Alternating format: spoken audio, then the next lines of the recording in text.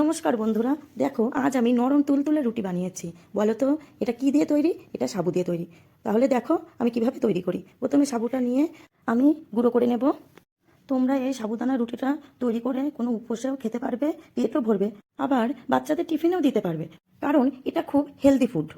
এবার আমি একটি বোল নিয়েছি, বলে সাবুদানা গুঁড়োটা ঢেলে দিয়েছি। তোমরা ভালো করে গুঁড়ো করে নেবে, নয়তো কিন্তু রুটি ফুলবে না। এবার দেখো আমি একটু নুন দিয়েছি, নুন দিয়ে ভালো করে মেখে নিচ্ছি। তারপরে আমি অল্প অল্প উষ্ণ গরম জল দিয়ে একটা ডো তৈরি করে নেব। তোমরা তো আটা ময়দা অনেক রকমই রুটি তৈরি করে খেয়েছো, কিন্তু একবার এই সাবুদানার গুঁড়ো দিয়ে রুটি তৈরি করে দেখো। আমি আশা করি তোমাদের খুব ভালোই লাগবে। তোমরা বাড়িতে রেসিপিটা ট্রাই করে দেখো আর কমেন্ট করে আমাকে বলবে যে রেসিপিটা কেমন হয়েছে। আমার ডোটা সুন্দর করে মাখা হয়ে গেছে। এবার আমি রুটির আকার করে এটা বেলে নেব।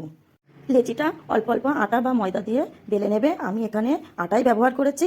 তারপরে দেখো সুন্দর করে বেলবে, কিন্তু এর চারি সাইডটা একটু ফেটে ফেটে যাবে, তাই আমি এই রুটিটি একটি বাটির সাহায্যে কেটে নিয়েছি।